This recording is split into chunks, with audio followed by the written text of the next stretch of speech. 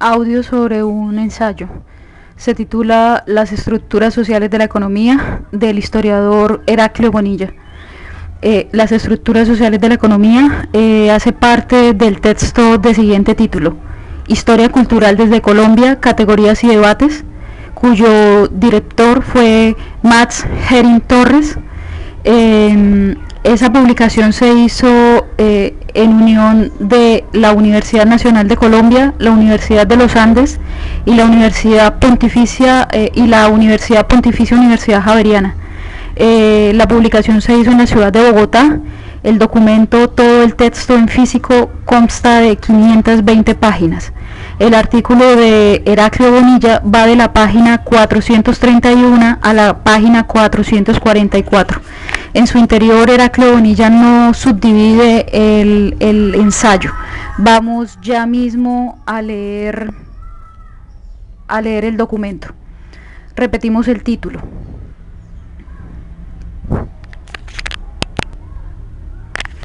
Las estructuras sociales de la economía. Heraclio Bonilla, en el año de la publicación, que fue el año 2012, era profesor titular del Departamento de Historia de la Universidad Nacional de Colombia, la sede de Bogotá, de esa universidad. Bien, eso es a razón de una cita a pie de página sobre Heraclio Bonilla. Entonces vamos allá al cuerpo del ensayo. Estamos sobre la página 431. Heraclio inicia su ensayo con un epígrafe sobre un documento de Carlos Marx, fechado en 1859, que dice así, comillas: en un debate parlamentario sobre las leyes bancarias de Sir Robert Peel de 1844 y 1845, Galston observó que ni siquiera el amor había hecho perder la cabeza a tanta gente como el cavilar acerca de la naturaleza del dinero. Hablaba de inglés a inglés. Unos puntos suspensivos y cerramos las comillas en donde Heraclio citaba a Carlos Marx. Bien, ahora vamos ya al escrito propiamente dicho, de la pluma propiamente dicha de Heraclio Bonilla. El título de este texto es el mismo del libro que Pierre Bourdieu dedicara a la crítica de los supuestos de la teoría económica ortodoxa, que asume como verdades evidentes que la oferta y la demanda son entidades independientes y que el individuo es un agente racional que conoce sus intereses, a partir de los cuales toma las decisiones correspondientes. Haciendo uso de conceptos que Bourdieu desarrollara en otros trabajos como capital social, capital simbólico, capital cultural, prácticas, campo, disposiciones, argumentan más bien que el comillas mundo social está presente en su integridad en cada una de las acciones, comillas, económicas, fin de las comillas, y que por lo tanto es necesario dotarnos con instrumentos del conocimiento que, en lugar de encerrar la multidimensionalidad y multifuncionalidad de las prácticas, nos permitan más bien construir modelos históricos capaces de dar cuenta, con rigor y parsimonia, de las instituciones y acciones económicas tal y como se presentan a sí mismas ante la observación empírica. Bien, fin de las comillas.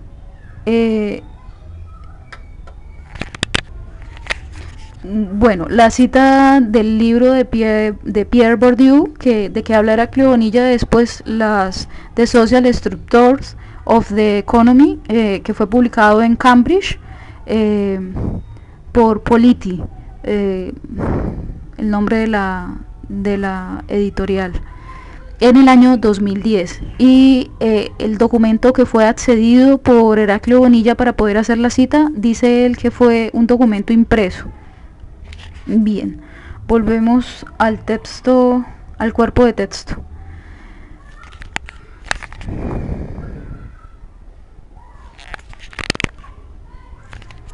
El examen que realiza en su libro sobre las elecciones económicas respecto a la vivienda, ya sea para comprar o alquilar, comprar una vieja o una nueva, dependen más bien de un lado de las disposiciones económicas pues disposiciones económicas que sin embargo son socialmente constituidas, disposiciones económicas socialmente constituidas de los agentes, particularmente de sus gustos y de los recursos económicos con que disponen, y de otro, del estado de la oferta pues de las viviendas. Pero estos dos términos de la relación canónica, la oferta y la demanda, que la teoría económica neoclásica asume como dados incondicionales, dependen a su vez más o menos directamente de un conjunto de condiciones económicas y sociales producidas por la, comillas, política de vivienda, fin de las comillas. En realidad, las críticas formuladas por Bourdieu, si bien están basadas en extensas y sofisticadas investigaciones, no son las únicas alertas formuladas en contra de la aplicación de las vertientes más ortodoxas de la teoría económica con prescindencia de los contextos. La antropología económica y la historia económica, como disciplinas en la frontera entre ellas y la economía, desde hace mucho tiempo, y a propósito de instituciones como moneda, mercado, precios, han señalado de manera inequívoca que la comprensión correcta de su funcionamiento depende de los sistemas que los alojan, y que a su vez la racionalidad de estos sistemas está temporal y culturalmente determinada, y que es la razón del descrédito completo de los determinismos económicos del pasado. No obstante, es aquí pertinente una digresión. La digresión siguiente. No se trata de reemplazar un determinismo, en este caso el económico, por otro, ya sea de una vertiente culturalista o historicista. El reto es dar cuenta de la articulación intrínseca de esas múltiples variables en la explicación de un problema dado, y tal como lo sugiriera, por ejemplo, Maurice Godelier en su documento de 1984, en su importante libro de 1984. Aún más, la formulación de una crítica razonada y razonable a la teoría económica pasa por su conocimiento, su relación con lo sociocultural y no por su ignorancia. En tal contexto, tomando como ejemplo la moneda como institución, acá se confronta lo que prescriben algunos de los paradigmas más importantes de la teoría con los resultados de las investigaciones históricas y antropológicas sobre la moneda. Como se sabe, pero no es redundante mencionarlo otra vez, puesto que la realidad histórica o actual no habla por sí misma.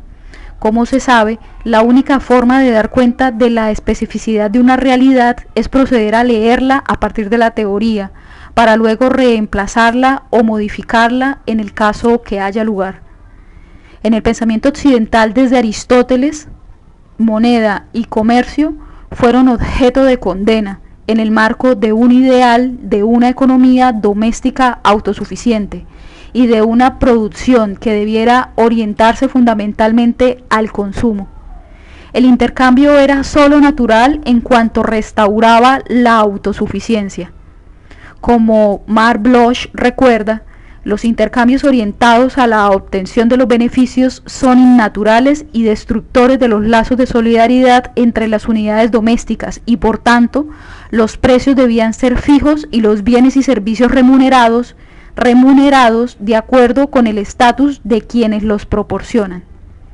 Esta condena estuvo presente en los escritos de Tomás de Aquino en el siglo XIII y fue el soporte de la ambigüedad de la Iglesia frente a las adquisiciones materiales y el fundamento de la doctrina del, comillas, justo precio, fin de las comillas. Una inflexión importante en esta tradición fue la liberal, con pensadores como Adam Smith, quien señalaba más bien la propensión natural del hombre al trueque y al intercambio como razones de la búsqueda de la prosperidad a través de la ganancia monetaria.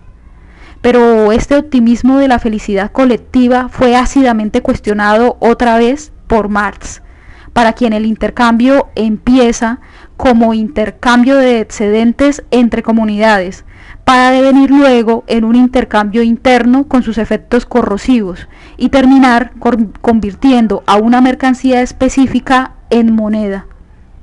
Con la moneda, los intercambios son cada vez más impersonales, como los que caracterizan a los mercados, al punto que con el capitalismo y la producción generalizada de mercancías, la moneda se constituye en el ejemplo preeminente del fetichismo de las mercancías, dotado además con capacidades reproductivas, al convertirse en capital a través de la compra de la fuerza de trabajo.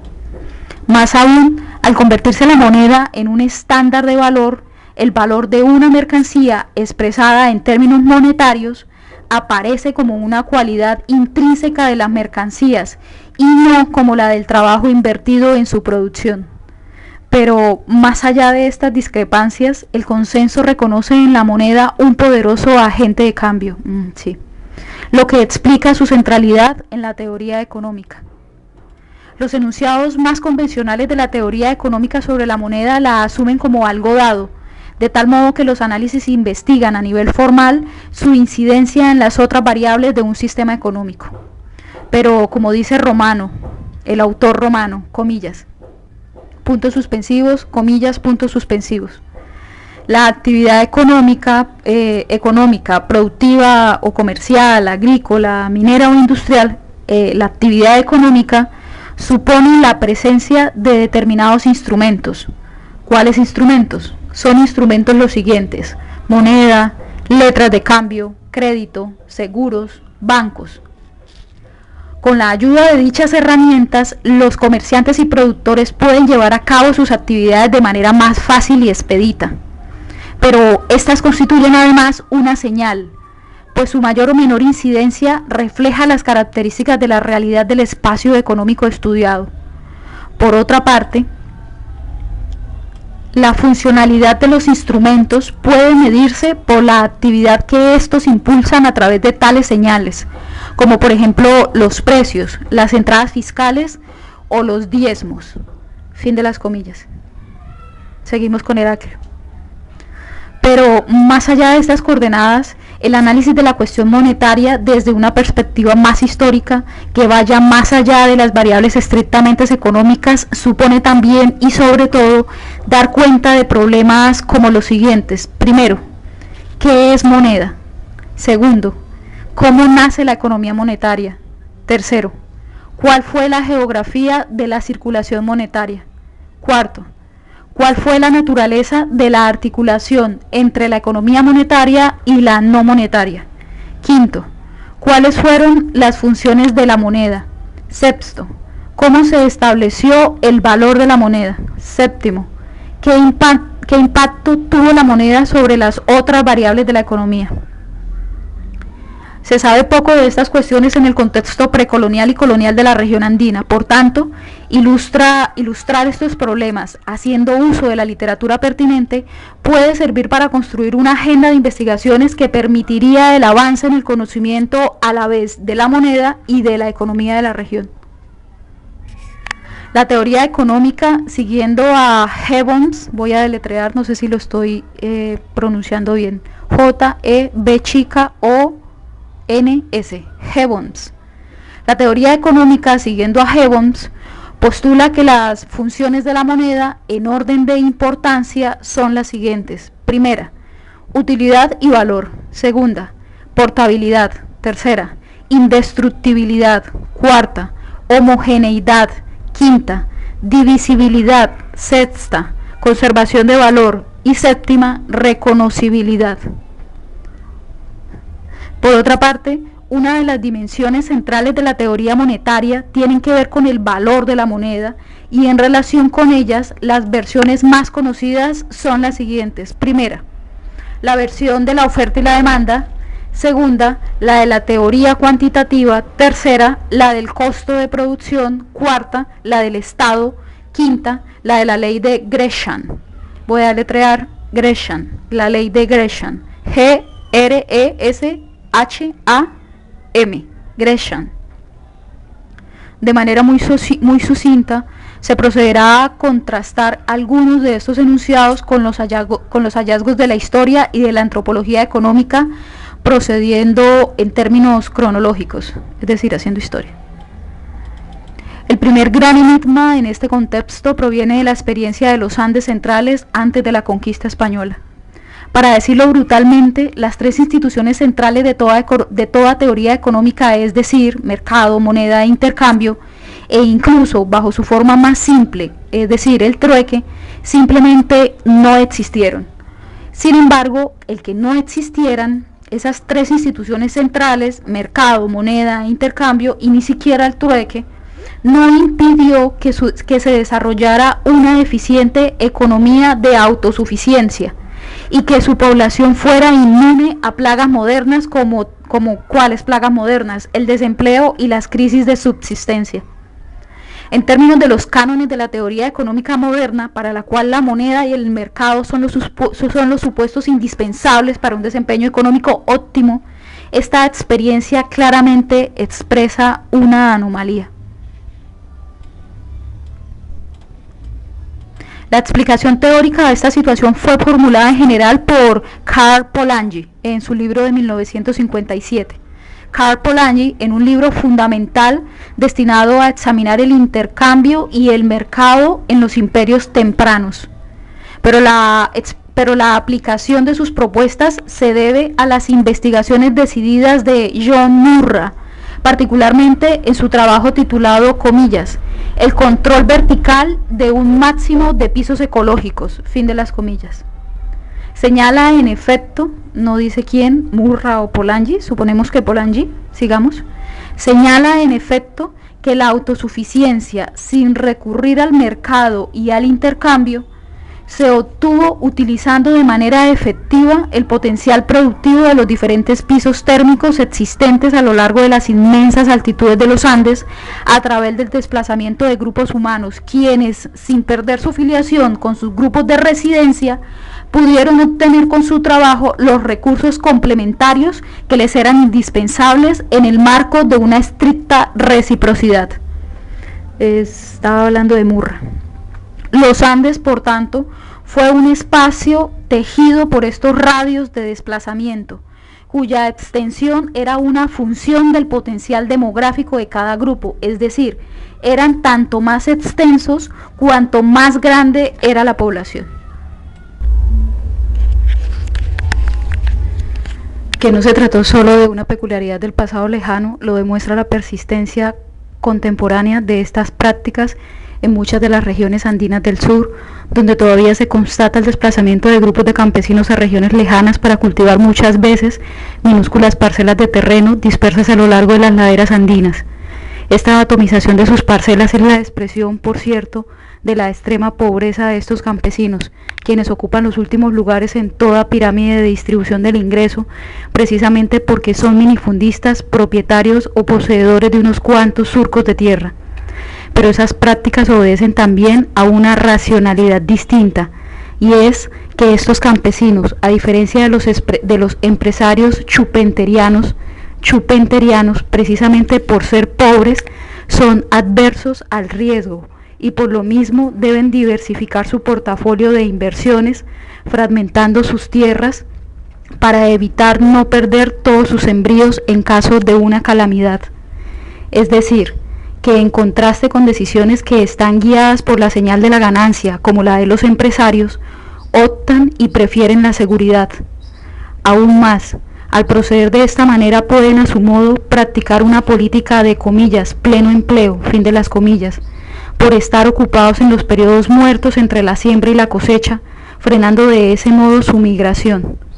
Para la tecnocracia, esta dispersión de sus activos impide potenciar las comillas, economías de escala, fin de las comillas, pero fue el gran economista ruso Chayanov quien demostró que detrás de la rutina de los campesinos subyace una profunda racionalidad que la investigación debe precisamente hacer visible. Por cierto, el modelo de Murray no está exenta de críticas, y muchos autores como Spinoza, por ejemplo, señalan más bien la existencia de mercados y monedas en los Andes prehispánicos. Pero los alcances y las limitaciones de las propuestas de Murray han sido formuladas de manera mucho más persuasivas por Frank Salomón y por María Rostorovsky. Según el primero, en los Andes septentrionales existieron no solo mercados, sino mercaderes, los conocidos Mindalaes, mientras que la segunda señala que en la región de Chincha, en la costa peruana, hubo igualmente intercambios e incluso cuasimonedas representadas por las conchas marinas.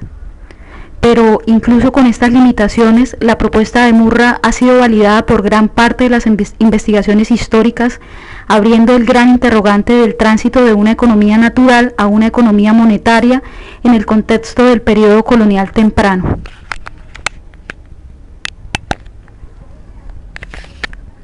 Como se sabe, la búsqueda de metales preciosos como el oro y la plata impulsó la expansión del occidente a esta parte del territorio. Como recuerda Marx en El Capital, Colón ya escribía desde Jamaica en 1503 lo siguiente, comillas: el oro es una cosa maravillosa, su dueño es amo de todo lo que desea, el oro permite incluso que las almas entren al paraíso, fin de las comillas.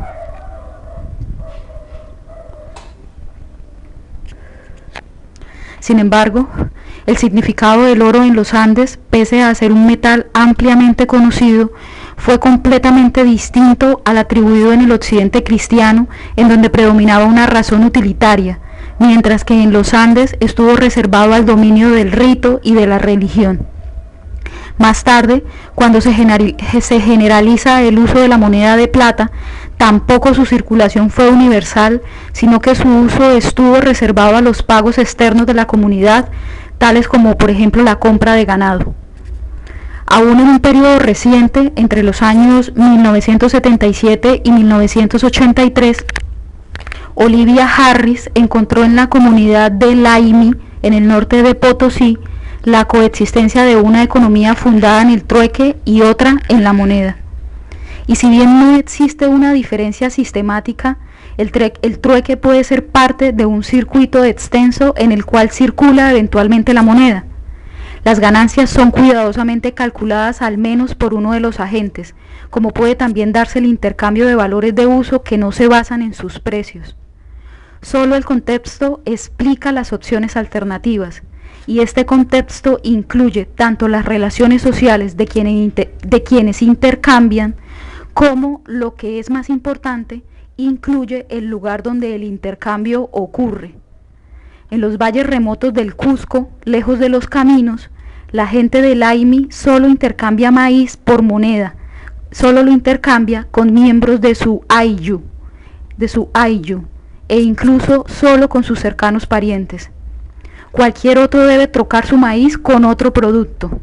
Si la gente de la ciudad va a las áreas rurales en busca de maíz o de papas, debe trocarlas con otros productos.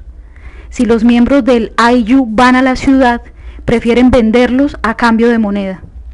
Es decir, cuando los mercados están lejos, se evita el uso de la moneda en la economía local, puesto que sus usos alternativos son escasos.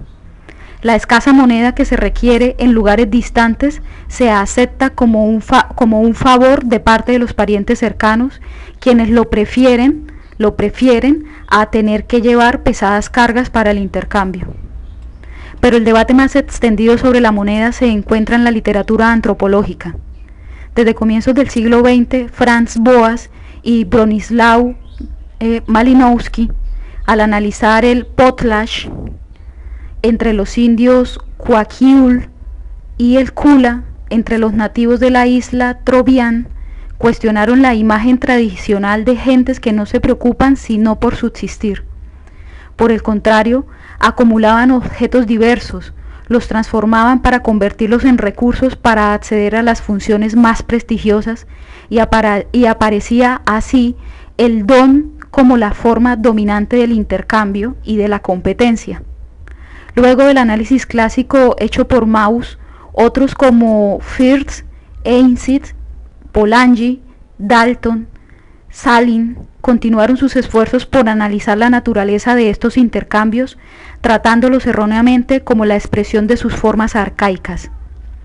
Como señala Godelier, estos objetos preciosos utilizados para exhibir, para dar o para redistribuir, para crear una relación, para borrar una ruptura en las relaciones sociales, para crear o simbolizar una posición social, no eran capital y funcionaban raramente como moneda dentro de estas sociedades. Circulaban a menudo más bien como objetos para dar o distribuir en el proceso de la vida social.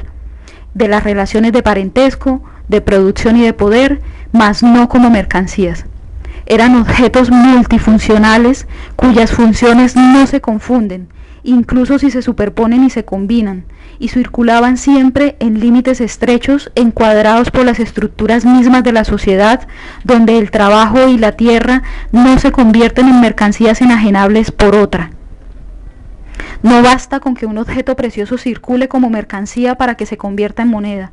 Para que sea tal, debe ser intercambiado con otras mercancías de tipo diferente y que funcione como su equivalente general. Otra variante es el uso de la sal como moneda en el caso de los Baruya de la Nueva Guinea, un grupo de 1500 habitantes analizado por Godelier en extensos trabajos de campo en la década de 1970. Además de la agricultura, la producción de sal a partir de las cenizas de una planta constituye la actividad fundamental de los Baruya. La sal se usa para el consumo y para la redistribución y el intercambio. La redistribución tanto de las tierras de sal como del producto la efectúa el propietario entre sus parientes y algunos amigos. Al operar como moneda, la sal se intercambia por servicios y con otros productos dentro del grupo, pero sobre todo, la sal es un componente fundamental del intercambio de los Baruya. Ya con las tribus vecinas, algunas de las cuales están localizadas a 4 días de camino.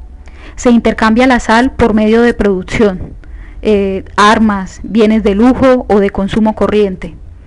No es, dice Godelier, que los Baruya intercambien solo después de haber asegurado su subsistencia, sino que la sal es sobre todo un producto destinado al intercambio, es decir, es una mercancía, y tiene un valor de cambio porque la sal tiene primero un valor de uso, porque tiene primero un valor de consumo, aunque mínimo, porque está destinado principalmente a las prácticas rituales. Es un equivalente general, pero no universal, porque la tierra y el trabajo no pueden ser intercambiados con la sal y quedan fuera de la esfera del intercambio. Por otra parte, el valor de la moneda sal no se funda en el costo de producción, sino en el volumen de las necesidades sociales. Pero también determina su valor el hecho de que la sal de los Baruya es el resultado de un doble monopolio de la escasez. Doble monopolio de la escasez del producto y del conocimiento. Finalmente, entre los Baruya el intercambio de la sal no está motivado por la búsqueda de la ganancia, sino por la satisfacción de las necesidades sociales, el consumo y no la búsqueda de un beneficio. Nadie acumula sal para prestarla o para beneficiarse. Confrontemos ahora lo que dice la teoría sobre el valor de la moneda con los hallazgos de la antropología y de la historia. Como se mencionó antes, una de las formulaciones corresponde a la oferta y la demanda, es decir, que la cantidad de la moneda afecta su valor. Su valor entonces está determinado por el valor de los bienes y servicios disponibles para el gasto y por los requerimientos de pagos no comerciales. Como señala Einsicht, en el caso de las monedas primitivas se constata que no siempre su valor se afecta por la relación entre oferta y demanda en la medida en que su funcionamiento está precedido de un sistema de precios fijos en términos de la unidad monetaria primitiva. Unidad monetaria primitiva fijados por la tradición o por la ley tribal. No obstante, en ciertos casos el valor de las monedas es extremadamente sensible a los cambios en relación entre oferta y demanda debido al tamaño pequeño de la comunidad en que se utiliza la moneda, mientras que en comunidades grandes el excedente monetario puede ser absorbido por las vecinas. Además, cuando la moneda se utiliza como reserva de valor, todo excedente monetario derivado de la oferta y la demanda se orienta a este fin, para no mencionar que su valor depende también del uso no monetario y monetario de la demanda. También en otras circunstancias, las monedas primitivas son extremadamente sensibles a la influencia de la oferta y la demanda. Por ejemplo, los valores relativos de los esclavos y de la sal como monedas tienden a variar a favor de la última cuando la guerra produce un incremento de los esclavos y una mayor demanda de sal para usos militares. Por consiguiente, las situaciones son diversas en el impacto de la oferta y la demanda en relación con la moneda, es decir, extrema rigidez por una parte y extrema elasticidad por la otra parte. La teoría cuantitativa es una versión más sofisticada de la teoría de la demanda y corresponde a Irving Fisher, una de sus más conocidas formulaciones. La formulación es: otras cosas siendo iguales, el nivel de los precios cambia en proporción a los cambios en el volumen de las monedas. Como señala Einstein, esta formulación enfatiza el papel de la moneda e ignora el de los bienes, además que debiera también dar cuenta de la, comillas, velocidad de la circulación, fin de las comillas, velocidad de la circulación de la primera. Al igual que en el examen de la teoría de la oferta y la demanda, el contraste es diverso por las razones ya mencionadas. La moneda y los bienes que se intercambian no hacen parte de compartimientos separados, como en las economías modernas, sino que la moneda figura también como bien, de manera que las fluctuaciones de la demanda no monetaria pueden afectar el funcionamiento de la teoría cuantitativa. Otra dificultad deriva de la existencia de varias monedas primitivas, de modo tal que el aumento de una de ellas, mientras las otras permanecen constantes, no produce un incremento de los precios. La observación del capitán Cook sobre la depreciación de las plumas rojas en la isla de Otaheite,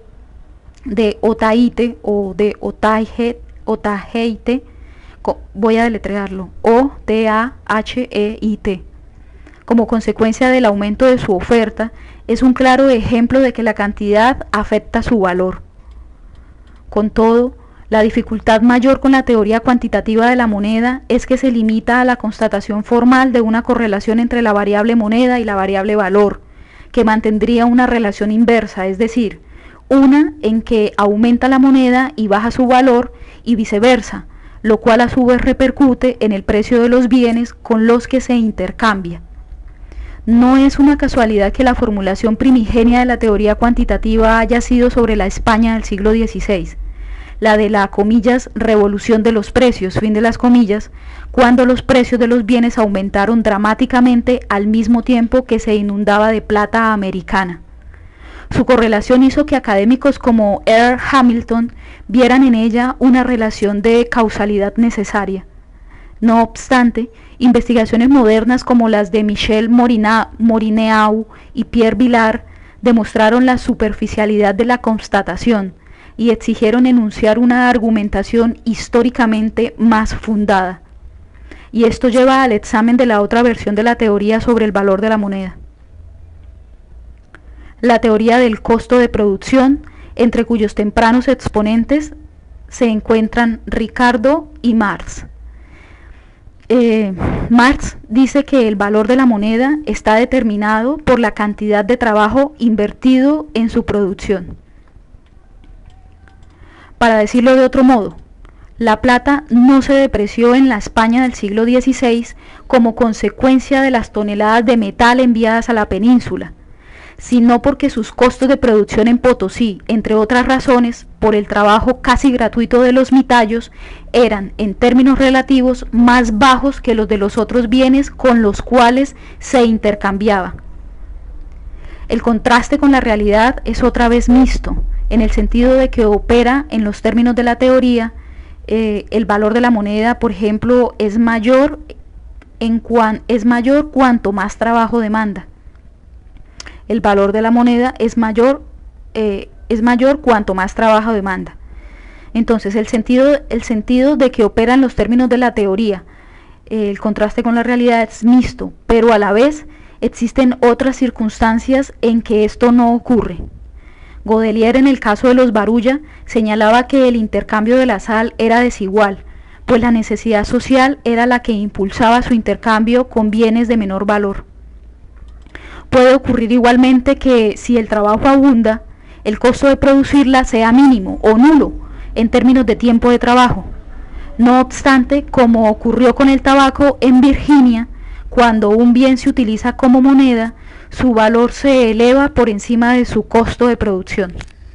En este contexto, Einstein establece una sugestiva digresión sobre la aplicación de la teoría marginal del valor al valor de la moneda primitiva.